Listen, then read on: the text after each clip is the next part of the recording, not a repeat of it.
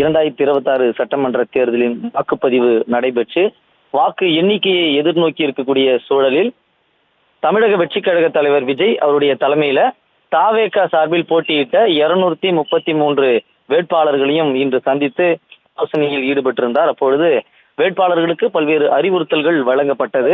பொதுவாகவே கட்சியில ஒரு வேட்பாளர் வெற்றி பெறுகிறார் என்றால் சிறிய கட்சியாக இருக்கும் பட்சத்துல அங்க வெற்றி பெறக்கூடிய வேட்பாளர்களை விலைக்கு வாங்குவது பொதுவாகவே இந்த கடந்த காலங்களில் நடைபெற்று இருக்கிறது. குதிரை பேரம் என்பார்கள். இப்படியாக வேட்பாளர்களை விலைக்கு வாங்கி விடுவார்களோ என்ற அச்சத்தில் தமிழக வெற்றிக் கழக தலைவர் விஜய் சில அறிவுறுத்தல்களையும் வேண்டுகோளையும் வைத்திருக்கிறார். அதில் வெற்றி பெற்றுவிட்டு வேறு எங்கும் சென்று விடாதீர்கள், நேராக பணியூர் வாருங்கள், உங்களுக்காக நான் இங்கு காத்திருப்பேன், எல்லாரும் நம்பிக்கையுடன் முடிவுகளை நோக்கி காத்திருங்கள், நாம் எல்லோரும் வெற்றி பெறுவோம் என்கிற நம்பிக்கை எனக்கு இருக்கிறது. இதுவரை நன்றாக பணியாற்றியுள்ளீர்கள். மே 4ஆம் தேதி வாக்கு எண்ணிக்கை போது கவனமாக இருங்கள் என்றும் அறிவுறுத்தல்களை வழங்கியிருக்கிறார். அதே போல தமிழக வெற்றிக் கழகத்தை பொறுத்த வரைக்கும் பெரும்பான்மையோருக்கு முதல் தேர்தல் என்பதால இந்த அனுபவத்தை பற்றி கேட்டறிந்திருக்கிறார். அதே போல கள சாதக பாதகங்களை குறித்தும் விஜய் கேட்டறிந்திருக்கிறார். எந்தெந்த தொகுதிகள் எல்லாம் தமிழக வெற்றிக் கழகத்திற்கு சாதகமாக இருக்கிறது, பாதகமாக இருக்கிறது, எங்கெல்லாம் இன்னும் கூடுதலாக பணியாற்றி இருக்க வேண்டும் என்ற குறித்தெல்லாம் பேசியிருந்தார். அதே போல சென்னை, அதாவது தமிழகத்தினுடைய தலைநகர் சென்னையை தமிழக வெற்றிக் கழகம் குறிவைத்திருந்தது. காரணம், அதனுடைய முன்னணி நிர்வாகிகள் அனைவருமே சென்னையை குறிவைத்து நின்றிருக்கிறார்கள், விஜய் உட்பட.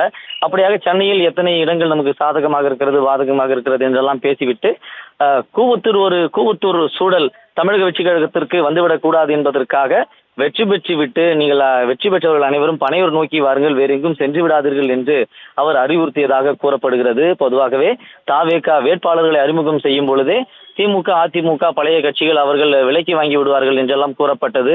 அதன் அடிப்படையில் ஒரு எடப்பாடி தொகுதியில போட்டியிடக்கூடிய ஒரு வேட்பாளரையும் விலைக்கு வாங்கப்பட்டதாக கூறப்பட்டது.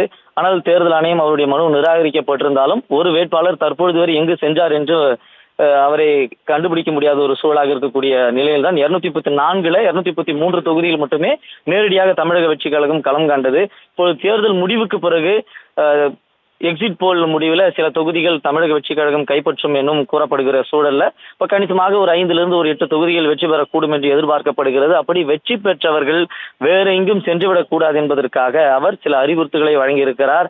அப்படித்தான் அவர் மிக முக்கியமான ஒரு தகவலை நிர்வாகிகளிடையே கூறியிருக்கிறார். அதாவது வெற்றி பெற்றுவிட்டு வேறு எங்கும் சென்று விடாதீர்கள், நேராக பணியூர் வாருங்கள், உங்களுக்காக நான் காத்து கொண்டிருப்பேன் என்றும் கூறியிருப்பது சற்று நிர்வாகிகள் மத்தியில் கலகத்தை ஏற்படுத்தியிருக்கிறது.